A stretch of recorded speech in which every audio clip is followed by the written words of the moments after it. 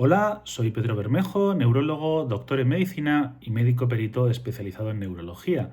Llevo más de 20 años evaluando pacientes neurológicos y desde hace unos 15 realizo informes periciales en procedimientos judiciales, tanto para juzgados como para aseguradoras y despacho de abogados. Hoy quiero hablaros de uno de los temas más frecuentes, que se entienden peor y más conflictivos en la medicina legal, que es el latigazo cervical y los supuestos síntomas neurológicos asociados. Si eres abogado, juez o médico o paciente, este vídeo te interesa, porque aquí no voy a hablar de opiniones ni de lo que suele pasar, sino de qué es defendible médicamente en un juicio y qué no lo es. Vamos a empezar con qué es realmente un latigazo cervical. El latigazo cervical es un mecanismo lesional, no es un diagnóstico neurológico. Consiste en un movimiento brusco de flexoextensión del cuello, habitualmente en accidentes de tráfico de baja o mediana energía. No necesitamos un accidente de alta energía para producir el latigazo cervical. Desde el punto de vista médico, la mayoría de los latigazos cervicales son lesiones de los músculos o de los ligamentos y suelen ser leves, autolimitadas, que evolucionan favorablemente en semanas o en unos pocos meses. Esto es importante decirlo claro desde el inicio. El latigazo cervical por sí mismo no es una lesión neurológica. Ahora bien, en la práctica pericial vemos con frecuencia pacientes que tras un latigazo cervical refieren el dolor cervical, que es un dolor cervical persistente, cefaleas, mareos, sensibilidad, sensación de inestabilidad, dificultades de concentración, es decir, vemos en algunos casos problemas cognitivos y en algunos casos vemos hasta hormigueos, mal definidos, muchos de ellos, alteraciones sensitivas. El problema aparece cuando estos síntomas se etiquetan directamente como un daño neurológico, sin una base clínica sólida, y es aquí donde empiezan los errores periciales. Vamos a ser precisos, vamos a ver qué es lo que se puede defender neurológicamente ante un caso de latigazo cervical.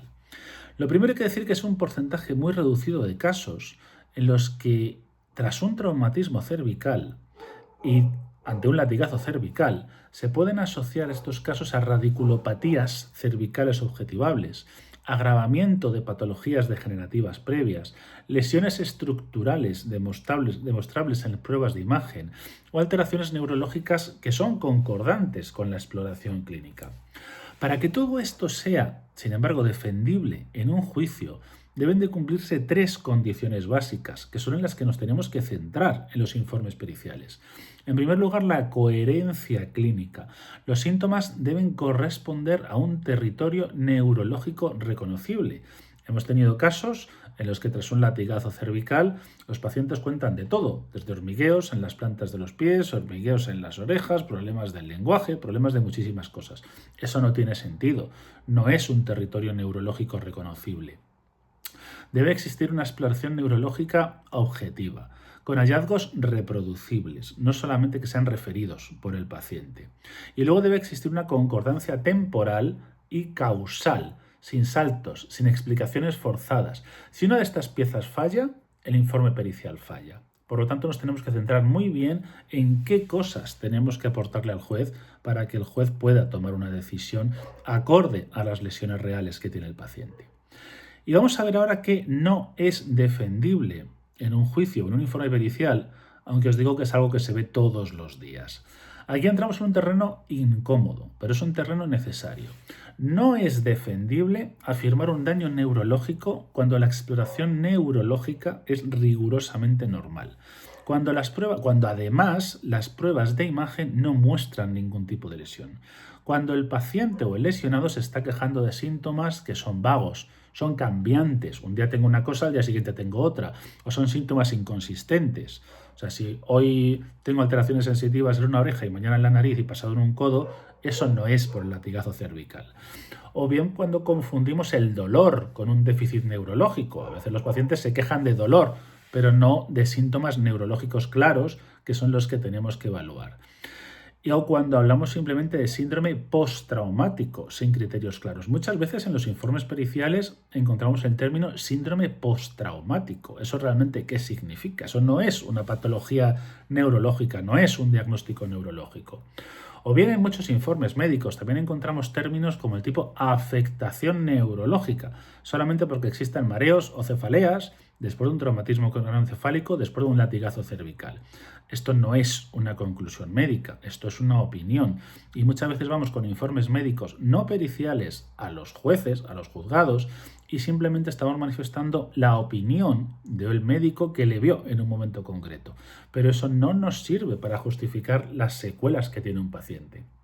Y todo esto, en ratificación en sala, se desmonta de forma muy sencilla. Muy sencilla. Entonces hay que tener mucho cuidado.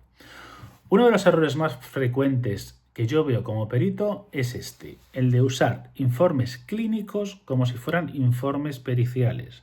En caso en el que haya un latigazo cervical y querramos demostrar un síndrome de latigazo cervical, es muy importante tener un buen informe pericial, porque ya os digo que los informes clínicos se desmontan muy fácilmente en sala cuando hay que ratificarlos. El perito valora causalidad, la coherencia, la repercusión funcional, muchas otras cosas que un informe clínico no dice. Un informe clínico muchas veces simplemente dice paciente o lesionado que tiene mareo y dolor cervical tras un accidente de tráfico. Y a partir de ahí intentamos decir la causa, intentamos establecer esa causa.